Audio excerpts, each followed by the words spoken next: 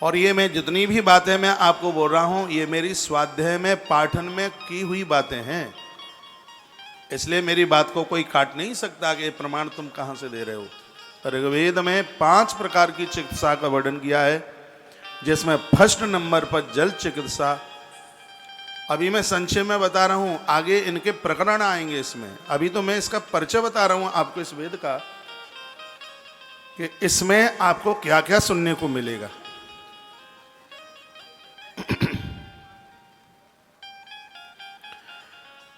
तो जो पूर्व दिशा की तरफ से जो हवा आती है, वयार आती है, शरीर की थकान को दूर करती है, छाती में कफ नहीं जमने देती, फेफड़ों को मजबूत रखती है, टीबी जैसी बीमारियां और सूखी खांसी उसके लिए रामबाण है। इसमें थोड़ी कमी है, वो ये है कि पित्त को परेशान करती है, शरीर में जलन। पूर्वैया हवा जो ज़्यादा इसको प्रयोग में ले लेंगे उनके तलवे में जलन हो जाएगी, उनके पेट में जलन होगी, उनका पित्त गड़बड़ होगा। तो फिर इसके लिए क्या करना है अभी सुनते रहिए आप। पहले मैं चारों दिशाओं में चलने वाली वायु की बात आपके बीच में कर रहा हूं।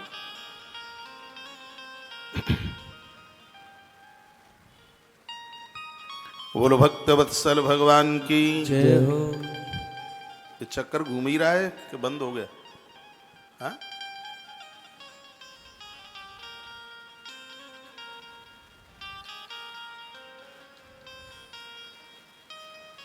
1 बजे तक तो आप टीवी पर सुन ही रहे हैं कथा। टेलीविज़न पर कथा पूरी हो जावे तो यूट्यूब पर जुड़ करके ये कथा पूरी सुने। तो मैं निवेदन क्या कर रहा था कि टीबी जैसे रोगों को, कफ को समाप्त करने के लिए और शरीर की थकान को दूर करने के लिए पूर्व की तरफ से चलने वाली हवा, जिसको पूर्वी वायु कहते हैं, तो ये इतनी बीमारियों को ख़त्म करती है। इसके अंदर दोष ये है कि ये पित्त को परेशान करती है, शरीर में जलन पैदा कर देती है। तो ये मैं आपको टाइमिंग्स बताऊंगा कि कितने बजे से कितने बजे तक चलती है, उतने टाइम में आप ज़्यादा ना घूमें, उस समय बता दूंगा मैं आपको। उसके बाद में है पश्चिमी हवा, हमारे गांवों में जिसको पछैया हवा बोलते हैं, ये पश्चिम से चलती है। इसके काम क्या हैं? ये हवा बड़ी तेज चलती है, शरीर को सुखाने का काम करती है। कितना भी खा लो लेकिन शरीर को वो खुराक लगती नहीं है। ये पश्चिम हवा का ये दोष है। बहुत आप देखेंगे बहुत लोग बहुत खा लेते हैं लेकिन शरीर बिल्कुल सिंगल फ्रेम का रहता है, वो मोटे ही नहीं होते हैं बिल्कुल। जो पश्चिम की जो हवा है, पछैया हवा जिसे बोलते हैं, इसका दोष यह है कि ये एक तो तेज चलती है और शरीर को सुखाने का काम करती है, और ये शरीर की ताकत को कम करने वाली होती है। जिनको ये हवा लगती है जवानी में भी उनकी श्वासें फूलती हैं, चक्कर खा के गिर जाते हैं, शरीर से बड़े कमजोर होते हैं। उनके ऊपर ये पश्चिम की हवा का प्रभाव होता है। नई उम्र में 20-22 साल की उम्र में भी मरे मराए होते हैं, वो गिर जाते हैं, उन्हें चक्कर आ जाता है। ये पश्चिम हवा है। हाँ, ये भी है, वो हमारे पंडित जी भी है, रामेश्वरम वाले। ये पश्चिम हवा ये शरीर को कमजोर करती है। मैं बताऊंगा कि कितने बजे से कितने बजे तक तुम्हारा बाहर का घूमना ठीक नहीं है, कितने बजे से कितने बजे तक सोना ये तुम्हारा ठीक नहीं है। ये अपनी गलतियों के ही द्वारा ऐसा होता है, वो वर्णन वेदों ने किया। बताया जाता है कि इसके द्वारा शरीर सूख जाता है, ताकत कम हो जाती है, और यह मोटापे को, पित्त के रोगों को, बलगम को दूर करने वाली तो होती है। ये इसमें विशेषता है, इस शरीर के मोटापे को। लेकिन जिसको ये हवा लगी है वो तो सिंगल फ्रेम का अपने आप ही हो जाता है, उसका मोटापा होता ही कहाँ है? हाँ, कहाँ होता है? उसके शरीर की ग्रोथ होती ही नहीं है, मोटाई होती कहाँ है? जिन लोगों की हाइट कम रह जाती है, बौने बामनिया से रह जाते हैं, वो हवा का ही तो दोष है, वो वायु का दोष है। इसलिए हमारे वेद में वायु चिकित्सा का वर्णन किया है। इसको ठीक से सुन लीजिएगा। इसकी एक विशेषता है, वो ये है कि पित्त के रोगों को दूर करती है और ये बलगम को दूर करने वाली होती है और ये मोटापे को दूर कर देती है। इसकी विशेषता है। उसमें कुछ दोष है तो उसकी एक विशेषता भी है। ये प्रभाव है पश्चिम की तरफ से चलने वाली हवा का। अब उसके बाद में है तीसरी दिशा, जिसको उत्तर कहते हैं। उत्तर दिशा में बहने वाली हवा ठंडी होती है, नमी के कारण ये काफी दोषों को बढ़ाने वाली होती है। उत्तर की हवा और ज्यादा खतरनाक है, जो गंगा जी की तरफ से आती है उधर से। उत्तर की तरफ से हवा चलने वाली ये कई दोषों को बढ़ाने वाली होती है। इसके द्वारा शरीर में चिपचिपाहट सी हो जाती है। आपने बहुत लोगों को देखा होगा, उनकी त्वचा एक ऐसी होती है जिसमें तेल सा ही टपकता रहता है। हाँ, ये इसी हवा का ये प्रभाव है। ये उत्तर की दिशा है, ये उत्तर की तरफ से चलने वाली हवा। अब सुनिए, एक चौथे नंबर पर है, जो है दक्षिण की तरफ से बहने वाली हवा। इस हवा का प्रभाव क्या है? जो दक्षिण दिशा से जो हवा बहती है, दक्षिण दिशा से चलने वाली जो हवा है, वो शरीर को ठंडक पहुंचाती है। सुनिए, सबसे ज्यादा मोस्ट इंपोर्टेंट दक्षिण की जो वायु है, हवा है, बहुत ज्यादा बढ़िया है वो। ये हवा शरीर को ठंडक पहुंचाने वाली होती है। इसकी तासीर ठंडी होती है। ये बहुत हल्की होती है। ये पित्त को बहुत ठीक रखती है। ये खून को बढ़ाती है और ये खून के रोगों को दूर कर देती है। ये हाइट बढ़ा देती है, लंबाई बढ़ा देती है। ये दक्षिण की जो हवा है, इसके द्वारा हाइट बढ़ती है। शरीर की ताकत को ये बढ़ाने वाली होती है और आंखों के लिए बहुत ज़्यादा उपयोगी है। आंखों की रोशनी बढ़ जाती है इसके द्वारा। दक्षिण दिशा से बहने वाली जो हवा है, वह हर प्रकार से उपयोगी है। इसलिए दक्षिण दिशा से बहने वाली वायु का नित्य सेवन करना चाहिए। ये वायु रोज बहती है। इसका टाइम है 4 बजे से लेकर के सूर्य की किरणें जब तक धरती पर नहीं आती, तब तक ये बहती है। एक किरण भी नीचे उतर के आ गई सूर्य देवता की, उसी समय हवा बहना बंद कर देती है।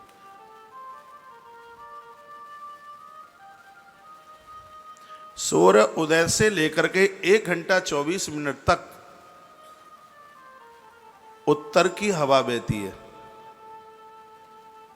मान लिया जाए 6 बजे सूर्य निकलता है तो 7:30 बजे तक उसका टाइम है।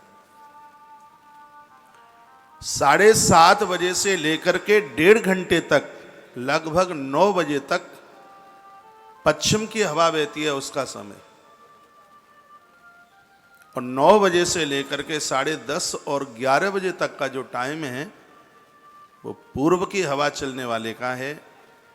इसलिए बताया जाता है कि जो सूर्य उदित के बाद में बिस्तरों पर पड़े रहते हैं, वो तो बीमारियों को खरीद रहे हैं।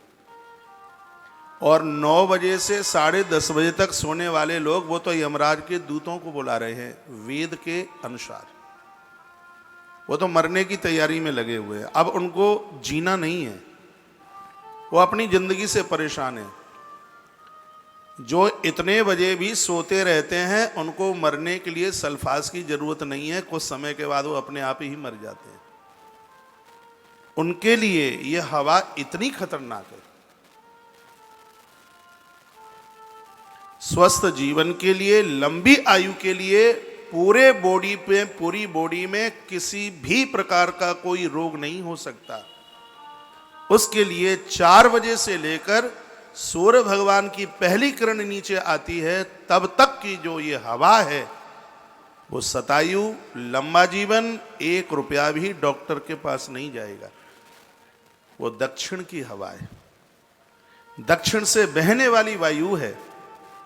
जो लोग इस हवा का नित्य सेवन करते हैं वो दीर्घायु होते हैं, शतायु होते हैं, लंबी जिंदगी जीने वाले लोग होते हैं। उनको किसी भी प्रकार की बीमारी नहीं होती। सूर्य उदय के बाद बिस्तर पर पड़े रहने वाले लोग, उनका पेट निकल जाता है, उनको श्वास की बीमारी हो जाती है, उनको दौरा आने लगते हैं, उनको चक्कर आते हैं, खूब खाते हैं, उनके शरीर को लगता नहीं है। शरीर बिल्कुल भिंडी की तरह पतला, उनका शरीर ऐसा होता है। मैंने टाइमिंग से बताया है कि कौन से समय में कौन सी हवा चलती है। इसलिए ज्यादा से ज्यादा लोग घूमने के लिए भोर में निकलते हैं। पहले तो पता नहीं था कि सुबह ही क्यों निकलते हैं, अब पता चला है कि भोर में दक्षिणी हवा चलती है। इसलिए जो दक्षिण की हवा का सेवन करते हैं उनका मलमूत्र साफ होता है, उनकी हाइट बढ़ती है, उनका पित्त मजबूत होता है, और सबसे आनंद की बात है कि उनको चर्म रोग नहीं होता किसी भी प्रकार का। दक्षिण की हवा का सेवन करने वाले लोगों के लिए इतने फायदे हैं। बात समझ में आ रही है आपके में? तो मैं प्रसंग को आगे के लिए बढ़ाऊं, नहीं तो फिर मैं एक आध सूत्र उठा करके, आप ऐसी कथा छोड़ के जा रहे हैं, लाख रुपया खर्च करने पर भी नहीं मिलेगी। जीवन बन जाएगा। कमरे में जाके सोना है तो कथा सुन लो, कोई काम है तो भले ही चले जाना। हाँ। बोलो भक्त वत्सल भगवान की जय हो, बोलो वेद भगवान की जय हो। जय जय श्री राधे, जय जय श्री राधे, जय जय श्री राधे। जो लंबी आयु चाहते हैं, स्वस्थ जीवन चाहते हैं, तो वह रोजाना सुबह में वायु स्नान करें। वायु स्नान का मतलब है कि सुबह भोर में जल्दी जाकर टहले। इसमें वर्णन है कि शरीर के ऊपर पुख्ता कपड़े नहीं होने चाहिए। सुबह भोर में आप सूती वस्त्र पहनकर, क्योंकि सूती कपड़ा ऐसा है जिसमें हवा पार होती है, और कई वस्त्र ऐसे हैं जिनमें हवा अंदर नहीं जाती बिल्कुल। हाँ, ऐसी कई तरह की सिल्क हैं जो अंदर नहीं जाने देती हवा। इसलिए रात्रि को कॉटन का ही कपड़ा पहनिए। इसलिए पहले सूती धोतियां पहनी जाती थी, महात्मा लोग सूती ही सब वस्त्र कपड़ा सब कुछ वही होता था। उसमें वायु पार होती, उसमें हवा पार होती। उसमें सुबह बहुत ज़्यादा कपड़े पहन करके, ये सुबह में, ये भोर में, चलो ठीक है अभी सर्द ऋतु है, नहीं तो भोर में सुबह में शरीर के ऊपर बिल्कुल हल्का ही वस्त्र होना चाहिए, हल्का कपड़ा होना चाहिए। वर्णन तो ऐसा है आयुर्वेद में कि स्नान करने से 10 मिनट पहले नाभि के ऊपर के वस्त्र उतारे जाएं, खिड़की खोल दी जाए, पहले थोड़ा बैठा जाए, और उस 10 मिनट के तत्पश्चात पुरुष लोगों के लिए, उसके तत्पश्चात फिर वो स्नान के लिए जावे। सुबह 4 बजे से लेकर के सूर्य भगवान की पहली किरण आती है धरती पर, तब तक दक्षिण से बहने वाली हवा चलती है, और यह अच्छा जीवन जीने के लिए, बढ़िया स्वास्थ्य जीवन जीने के लिए, यह मृत्यु लोक में एक वरदान का काम करती है, जिसको दक्षिणी हवा कहते हैं। सैर करने के फायदे बहुत बताए हैं। स्वस्थ व्यक्ति 1 मिनट में कम से कम 10 से 18 बार जो श्वासें लेता है, एक बार सांस लेने शरीर की 100 मांसपेशियां अपना काम करती हैं, भाग लेती हैं। ये वायु फेफड़ों के कम से कम 15 वर्ग फुट में इतनी जगह में ये चक्कर लगाती हैं मांसपेशियां। साथ ही कार्बन डाइऑक्साइड को बाहर निकाला जाता है, ऑक्सीजन ली जाती है, जो कि शरीर के अंदर के रक्त को शुद्ध कर देती है। ऐसे व्यक्ति को कभी श्वास की बीमारी और उसके फेफड़े कभी कमजोर नहीं हो सकते। बताया जाता है शरीर के अंदर रक्त शुद्ध इस हवा के द्वारा होता है। फेफड़ों के अंदर हमेशा 160 क्यूबिक इंच हवा रोजाना भरी जाती है। जो बाहर की दूषित हवा से निरंतर बदलती रहती है, इसलिए बाहर की दूषित हवा से बचें। शरीर में 5 प्रकार की वायु रहती है, अंदर शरीर में 5 प्रकार की वायु रहती है जो बाहर की हवा से काम करती है।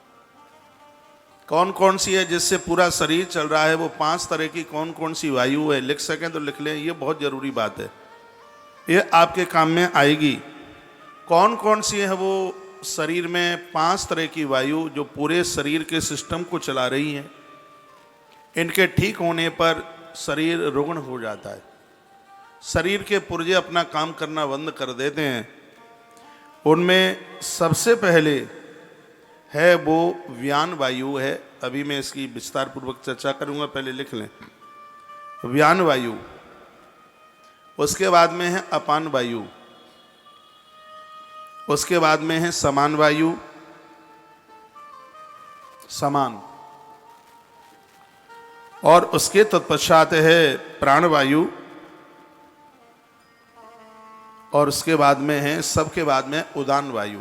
एक बात चेक कर लें, सबसे पहले व्यान, उसके बाद अपान, उसके बाद समान, उसके बाद प्राण, और उसके बाद उदान। ये 5 तरह की वायु जो शरीर के सिस्टम को संभाले हुए है। चलो, कथा में नाचना गाना तो नहीं हो पा रहा है, लेकिन आनंद में किसी भी प्रकार की कोई कमी नहीं है। हम वेद भगवान की चर्चा सुन रहे हैं। पूरा जीवन जिंदगी जीने के लिए वेद भगवान ने बड़ी कृपा करी है। इस सृष्टि का सबसे पहला ग्रंथ है, जिसके कल मैंने 6 अंगों की भी चर्चा आपसे करी है। उससे पहले कुछ भी नहीं था। हमें बोलना, शब्द का अर्थ समझना, कहाँ कैसा शब्द बोलना, ये सब भगवान वेद ने सिखाया। इसको अपौरुष कहते हैं। ये अपौरुष इसलिए है क्योंकि इसको किसी पुरुष ने नहीं बनाया, ये भगवान नारायण की श्वासों से निकला हुआ है। आइए, मैं वायु चिकित्सा में आपसे बात कर रहा हूं, और ये 5 प्रकार की हवा वायु जो अंदर रहती है शरीर में, ये अपना अपना क्या क्या काम करती है वो सुन लें। इसका संबंध बाहर की वायु से है। सुन लीजिए, जो व्यान वायु है ये शरीर के प्रत्येक भाग में चक्कर लगाती है। प्रत्येक भाग में, पूरे शरीर में रक्त का संचार करना, ये इसका काम है। व्यान वायु शरीर के प्रत्येक भाग में चक्कर लगाती है। हल्की है, ठंडी होती है और सुहावनी होती है। बाहरी हवा शरीर की त्वचा के छिद्रों के मार्ग से ये व्यान वायु को शुद्ध करती है। ये अंदर चक्कर नहीं लगाएगी तो हार्ट अटैक पड़ जाएगा। इसका काम है। इसलिए फिर मैं एक बार कहूंगा, हफ्ते में 2 बार सरसों का तेल पूरी बॉडी के ऊपर लगाइए, जिससे छिद्र खुल जाए। इन्हीं छेदों से बाहर की हवा अंदर जाती है और उससे ये व्यान वायु अपना काम करती है। शरीर का कोई भी पार्ट ऐसा नहीं होता, अंग कहीं ऐसा ना होता जहां पर व्यान वायु का दौरा ना हो। पूरे शरीर में इसका चक्कर लगता है। खून को पूरी बॉडी तक पहुंचाना, उसको घुमाना, ये व्यान वायु का काम है। और जब ये अशुद्ध होती है, अपना काम पूरा नहीं करती, तब व्यक्ति ब्लड प्रेशर का शिकार बन जाता है। और जब उसका रक्तचाप स्थिर नहीं होता, या नीचे चला जाए या ऊपर चला जाए, तो उसको पैरालिसिस, हार्ट अटैक और नलियों का रुक जाना, ये सब बीमारियां तैयार हो जाती हैं। बहुत ध्यान से सुने। इसलिए बाहर की हवा लेना स्वास्थ्य के लिए कितना जरूरी है। जो भोर में 4 बजे से लेकर सूर्य उदित होने से पहले घूमते हैं, उनको जीवन में कभी हार्ट अटैक नहीं पड़ सकता।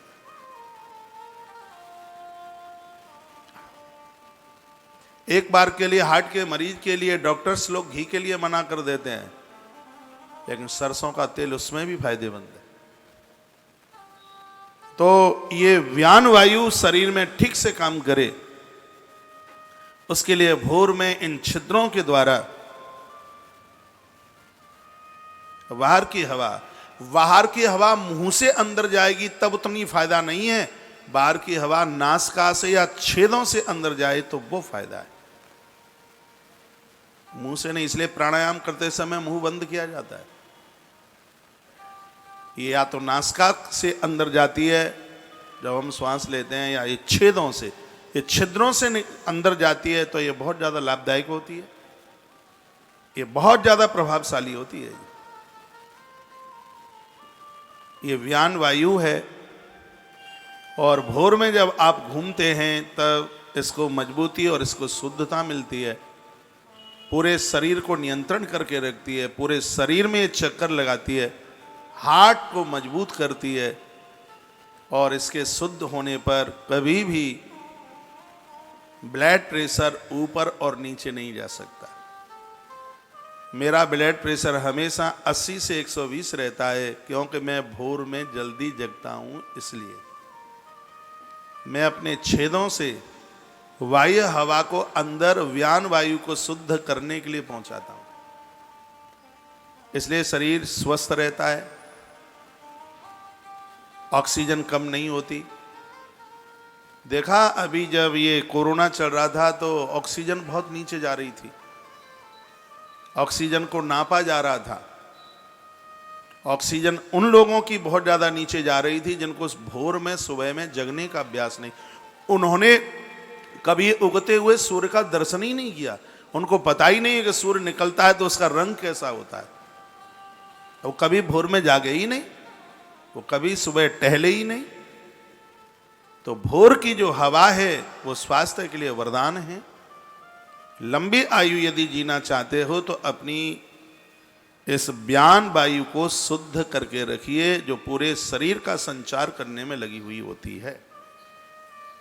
इसके द्वारा फेफड़े मजबूत होते हैं, इसके द्वारा हार्ट मजबूत होता है, इसके द्वारा कभी ब्लड प्रेशर संबंधी जो बीमारियां हैं वो नहीं हो सकती। इसलिए इसका शरीर में शुद्ध होना, व्यान वायु का शरीर में शुद्ध होना बहुत ज़्यादा जरूरी है। मैं यहाँ से जो बातें आपको कर रहा हूँ, क्या ये बातें समझ में आ रही होंगी? नहीं तो मैं चैप्टर बदल दूंगा, नहीं तो 5-7 मिनट और दे दूं इसके ऊपर, फिर मैं ऋग्वेद के सूत्रों के ऊपर कुछ चर्चा करता हुआ आगे के लिए बढ़ूंगा। एक बार मैं आपको बोल दूं, 1-1:30 बजे तक अभी ये कथा है, वेद की गाथा। 1 बजे के बाद जो आपकी कुछ कथा छूट जाती है तो उसको 4 बजे से लेकर लगभग 4:15, 4:30 बजे तक संस्कार टीवी पर आप सुन लेते हैं, और 4:30 से 4:15, 4:30 से फिर भागवत की कथा, जो कि एक अनुष्ठानिक रूप में रखी गई है। आज बहुत नारियलों की स्थापना की है उन बहनों के लिए, सिरादे, आज बहुत नारियलों की स्थापना की गई है उन बहनों के लिए जो संतान के अभाव में जीवन जी रही हैं। आज अनुष्ठान को आरंभ किया जा रहा है, बड़ी गौशाला में आज संकल्प हुए हैं। एक आध मैसेज इसमें था कि हमें पंजीयन नंबर नहीं मिला है, ये नारियल आप देख रहे हैं, जिन नंबरों पर आपने मैसेज भेजा है या बात करी है फोन पर या व्हाट्सएप पर आपने अपना मैसेज डाला है, तो फ़ोन पर जब बात करते हैं तो वो नंबर बता दीजिए कि हमने व्हाट्सएप इस नंबर पर भेजा है, तत्काल आपको पंजीयन नंबर प्राप्त हो जाएगा। और यह अनुष्ठान हमारे वेदों में जिन अनुष्ठान की बड़ी महिमा का वर्णन किया है, और मैं एक बार फिर कहूँगा आपको, इन अनुष्ठान में सहभागी बनकर आपको कितना आनंद 31 तारीख को होगा। आप कहेंगे महाराज जी धन्यवाद, ये आपने बहुत अच्छा करा दिया। आप मुझे पूछ रहे हैं कि वेद की कथा कब तक होगी? वेद की कथा 1 साल तक होगी, 1 वर्ष तक। ये भी दुनिया का एक रिकॉर्ड होगा। इस वेद की कथा को अगले साल 23 तारीख को ही पूरा करेंगे। 22 या 23 जनवरी में इसको पूरा करेंगे और ये 1 वर्ष तक वेद की कथा चलती रहेगी। हम तो पागल आदमी हैं भैया। और सत्संग टीवी पर अब हम उधर होंगे कहाँ, रामेश्वरम में। रामेश्वरम में भी सत्संग टीवी पर वेद और संस्कार टीवी पर शाम को 4 बजे से 7 बजे तक शिव महापुराण की पवित्र गाथा। कहीं भी हम हों, बाहर इधर उधर जहां भी कहीं हों कहीं, तो ये वेद की कथा 1 वर्ष तक, इसको 1 दिन के लिए भी एब्सेंट नहीं करना। पूरा 1 साल का अनुष्ठान। क्योंकि आज मैंने पढ़ लिया है, भारतीय संस्कृति में जितने ग्रंथ हैं सबको पढ़ लेना वो एक तरफ है, और अकेला वेद पढ़ लेना, स्वाध्याय कर लेना वो एक तरफ है।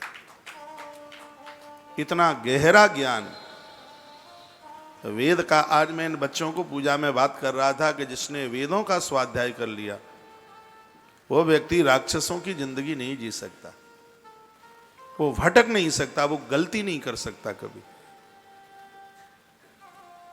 वेद ऐसे हैं। तो 1 वर्ष तक वेद की कथा चलेगी, ये भगवान की कृपा के बिना संभव नहीं है, नहीं हो पाए। ये परमात्मा की कृपा से ही संभव है। मैं हनुमान जी महाराज के चरणों में प्रार्थना करूंगा कि हे प्रभु 1 वर्ष तक वेद की कथाओं को बुलवाते रहना। साल बहुत होता है, लेकिन भगवान की कृपा भी तो बहुत होती है। हाँ, उसकी कृपा के सामने तो बड़े बड़े संकल्प छोटे हो जाते हैं। तो बोलो बांके बिहारी लाल की जय इस समय मेरे सामने ऋग्वेद संहिता रखी हुई है और उसका प्रथम अष्टक हम लिए हुए हैं। अभी मैं परिचय आपको बता रहा हूं कि इस ग्रंथ में क्या क्या है। कुछ भक्तों ने मैसेज में लिखा है, महाराज जी हम भी पागल हैं और इस पंडाल में बैठे हैं वो सब पागल हैं, ये महफिल ही पागलों की है। हाँ। पा माने पा लिया, गल माने ईश्वर को, जो ईश्वर को पाने को दौड़ पड़ा है वही तो पागल है। तो मैं आपको व्यान वायु की चर्चा कर रहा था, जो भोर में 4 बजे से लेकर के सूर्योदय तक जो हवा ली जाती है छिद्रों से, नासिका से, इससे लंबी उम्र बढ़ती है। इसलिए पूर्व में महात्माओं की उम्र हमने ग्रंथों में पढ़ी है, लाख लाख वर्ष होती थी। सतयुग त्रेता जैसे समय में लोग बहुत लंबी आयु जीते थे, क्योंकि उनको ये ब्लड प्रेशर जैसी बीमारियां ही नहीं थी। भोर में जल्दी जागते थे, स्वास्थ्य का कोई बीमार हो जाना कुछ ऐसा होता नहीं था, इसलिए लंबी उम्र वो जीते थे। तो व्यान वायु की चर्चा के तत्पश्चात में अगली चर्चा आपसे, और देखिए ये मैं सोच के नहीं आया हूं, भगवान की व्यास गद्दी पर बैठा हूं, ये मैं बिल्कुल सोच के नहीं आया कि मुझे ऐसा बोलना है कि मुझे 1 वर्ष तक वेद की कथा कहनी है। बिल्कुल बोल के नहीं आया, बस मेरे मुंह से निकल गया है, पता नहीं कैसे। अब निकल गया है तो हनुमान जी महाराज पूरा कर ही देंगे, ये तो उनकी जिम्मेवारी है, पूरा उनको करना है। मैंने तो बोल दिया कि 1 वर्ष तक 22 जनवरी तक वेद की कथा चलेगी। जहां भी हूं, देश में, विदेश में, परदेश में, कहीं भी नियम तो पूरा होगा। भले ही बहुत ज्यादा नहीं तो कम, कहीं विशेष परिस्थितियों में कोई बहुत लंबा प्रवचन नहीं हो पाएगा तो थोड़ा होगा, लेकिन होगा जरूर। और ये कथाएं हैं, वेद गाथा हमारे जीवन का परिवर्तन करेगी। जो आज की ये कथा आप सुन रहे हैं, आप देखिए कल से बहुत लोग, धक्का सा लग रहा होगा, सूर्य उदय से पहले बिस्तरा छोड़ेंगे। मैं एक बार अस्पताल गया था, मुझे पीलिया हो गया बहुत टाइम पहले, 2004 की बात है। उज्जैन का कुंभ किया था और यहाँ सामने गणेश आश्रम है, इसके मैदान में एक बहुत बड़ा आयोजन हुआ था कथा का। दिल्ली के, बॉम्बे के लोग थे, श्री राम आइसक्रीम वाले, उन्होंने वो आयोजन कराया था। तो इतनी मेहनत करी उधर 2004 के उज्जैन के कुंभ में, उम्र बहुत ज़्यादा नहीं थी। बहुत ज़बरदस्त आयोजन उस समय का हुआ, इतनी मेहनत कर डाली कि पता नहीं कैसे, और वो जॉन्डिस हो गया। दवाई से ठीक नहीं हुआ। मैं रोहतक और बहादुरगढ़ के बीच में एक गांव में एक कुंड था, उसमें ही नहा के ठीक हो गया वो। तो मैं ट्रीटमेंट के लिए गया हॉस्पिटल में। तो अस्पताल में जो लोगों को जो मैंने देखा, एक रात में रुका भी उसमें, और दूसरे दिन बिना छुट्टी के ही मैं निकल आया बाहर। हाँ, डॉक्टर्स लोग बोले नहीं छुट्टी नहीं मिलेगी। मैंने कहा छुट्टी रखो अपने पास, और मैं ये चला। पागल आदमी।